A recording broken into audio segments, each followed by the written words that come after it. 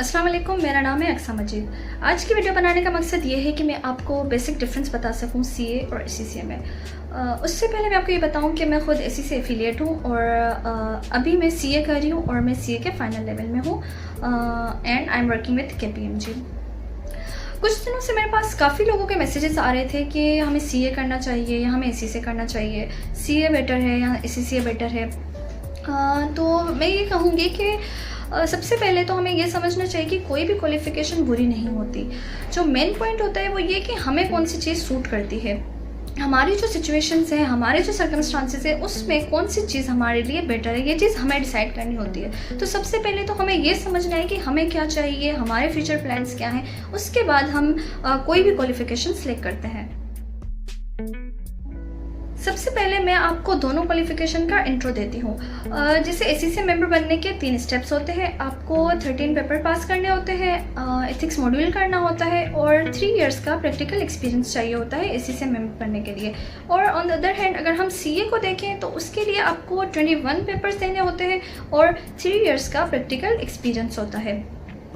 SCC का जो experience होता है वो ये है कि आप कभी भी कोई आप फर्म ज्वाइन कर लें, कोई इंडस्ट्री ज्वाइन कर लें, तो वो आपका एक्सपीरियंस काउंट हो रहा होता है। आप एससीसी के दौरान कर लें या आप एससीसी के बाद कर लें, आपकी अपनी मर्जी होती है, फ्लेक्सिबिलिटी होती है इसमें। लेकिन सीए में आपको केफ जो कि सीए का लेवल 2 होता है, वो करने के बाद आपकी इंडक्शंस होती हैं फर्म में और वहाँ से आपका प्रैक्टिकल एक्सपीरियंस काउंट हो रहा होता है। जब आप सीए का जो पार्ट 2 है केफ लेवल, वो आप क्वालिफाई करते हैं, उसके बाद आपका प्रैक्टिकल एक्सपीरियंस काउंट हो रहा होता है। अब हम बात करेंगे एग्ज़ाम स्ट्रक्चर की और सब्जेक्ट्स की। एग्ज़ाम स्ट्रक्चर ये है कि अगर हम एससीसी को देखें तो एससीसी के 13 पेपर्स होते हैं और 3 लेवल होते हैं। एससीसी का जो लेवल 1 होता है उसमें आपको 3 पेपर पास करने होते हैं जो कि सीबी बेस्ड होते हैं और एमसीक्यूज़ होते हैं। एससीसी का जो पार्ट 2 है, मतलब जो स्किल्स मॉड्यूल होता है, उसमें आपको 6 पेपर पास करने होते हैं। वो भी सीबी बेस्ड होते हैं लेकिन उसमें सिनेरियो बेस्ड क्वेश्चंस होते हैं। आपको उसमें केस स्टडीज़ दी जाती हैं जो आपको सॉल्व करनी होती है। और जो पार्ट 3 मतलब प्रोफेशनल मॉड्यूल है, उसके 2 जो पेपर होते हैं वो एसेंशियल होते हैं, आपको ज़रूर करने होते हैं। और जो 4 पेपर होते हैं उसमें से कोई भी 2 आप ऑप्ट करते हैं, वो ऑप्शनल होते हैं। कोई भी 2 जो आपको जिस चीज़ में आपका इंटरेस्ट है वो आप पिक करते हैं और आप वो पेपर देते हैं। और सीए में 21 पेपर्स होते हैं। जो सीए का लेवल 1 होता है, मतलब जो एफसी है, उसमें आपको 4 पेपर देने होते हैं और चारों पेपर एमसीक्यूज़ बेस्ड होते हैं और सीबी होते हैं। उसके बाद हम सीए में पार्ट 2 जो होता है, मतलब केफ जो लेवल होता है, उसमें 9 पेपर होते हैं। और उसके बाद ही जैसे मैंने आपको बताया कि हम किसी भी फर्म में इंडक्ट होते हैं। फिर हम फर्म में जाने के बाद उसके 1.5 साल बाद हम फाइनल के पेपर दे रहे होते हैं सीफेप के। सीफेप के 6 पेपर होते हैं, उसके अलावा एमएसए के 2 पेपर होते हैं। इस तरह सीए के 21 पेपर्स हम देते हैं। और अगर मैं सब्जेक्ट्स की बात करूँ तो सब्जेक्ट दोनों में सेम होते हैं। क्यों? क्योंकि दोनों ही अकाउंटिंग क्वालिफिकेशंस हैं, तो दोनों के सब्जेक्ट्स में फ़र्क नहीं होता। जो मेन सब्जेक्ट्स होते हैं वो यही होते हैं, financial reporting, cost accounting, audit, law, tax. लेकिन जो डिफरेंस होता है वो ये कि अगर हम एससीसी को देखें तो वहाँ पे आप यूके बेस्ड टैक्स और लॉ पढ़ रहे होते हैं, और जब हम सीए की बात करते हैं, आईकैप की बात करते हैं, तो यहाँ पर हम जो टैक्स और लॉ पढ़ रहे होते हैं वो पाकिस्तान का होता है। अब हम बात करते हैं फ़ीस स्ट्रक्चर की। अगर हम फ़ीस देखें तो एससीसी सीए से काफ़ी एक्सपेंसिव है। सबसे पहले मैं बात करूँगी ट्यूशन फ़ीस की। ट्यूशन फ़ी तो मोर और लेस सेम होती है।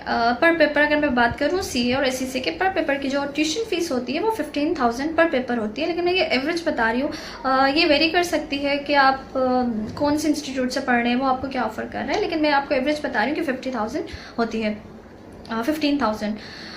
और उसके अलावा जो एग्ज़ाम फ़ीस होती है उसमें काफ़ी फ़र्क होता है। जैसे अगर मैं एससीसी के स्किल्स मॉड्यूल की बात करूँ तो उसकी जो एवरेज फ़ीस होती है पर पेपर वो 22,000 होती है एवरेज, और प्रोफेशनल मॉड्यूल की 30,000 तक होती है।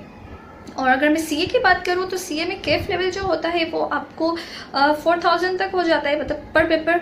और जो सीफेप लेवल होता है वो पर पेपर 8,000 तक होता है। इसके अलावा मैं आपको एनुअल सब्सक्रिप्शन बता देती हूँ कि करंटली जो सीए की सब्सक्रिप्शन चल रही है वो 2000 है, मतलब एनुअली हम सब्सक्रिप्शन देते हैं 2000, लेकिन जो एसीसी की है वो 15 to 20,000 होती है।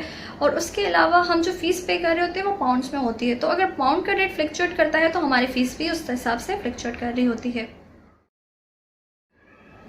उसके अलावा काफ़ी लोग पूछते हैं स्कोप के बारे में कि सीए का स्कोप क्या है, एसीसी का स्कोप क्या है। अगर हम पाकिस्तान की बात करें तो पाकिस्तान में सीए का स्कोप एसीसी से ज़्यादा है, लेकिन अगर मैं ग्लोबली बात करूँ तो ग्लोबली दोनों बेस्ट हैं। किस तरह, जैसे कि एसीसी है उन्होंने मेंबर रिकग्निशन एग्रीमेंट्स किए हुए हैं डिफरेंट कंट्रीज़ के साथ, जैसे कि मलेशिया, हांगकांग, ऑस्ट्रेलिया, न्यूजीलैंड के साथ। और इसी तरह आईकेप के भी एग्रीमेंट्स हैं, ऑस्ट्रेलिया के साथ भी है और कनाडा के साथ भी है।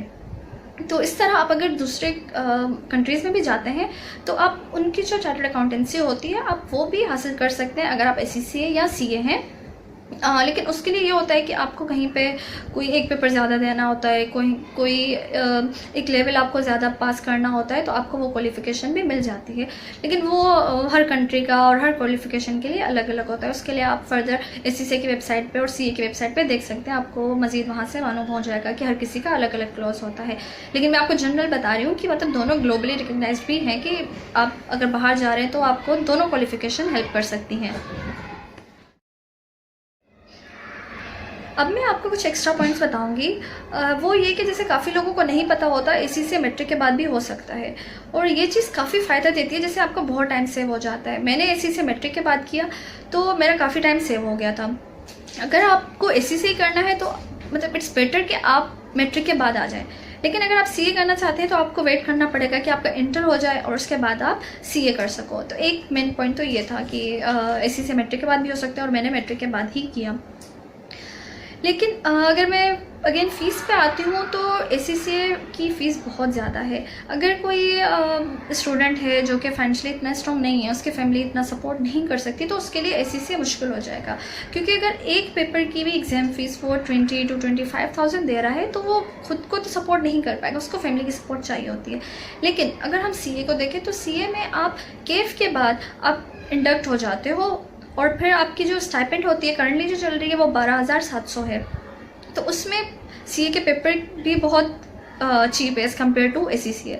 तो आप अपने लिए खुद को खुद सपोर्ट कर सकते हो। अगर आपको फैमिली नहीं सपोर्ट कर सकती फाइनेंशियली तो आप खुद को खुद फाइनेंशियली सपोर्ट कर सकते हो।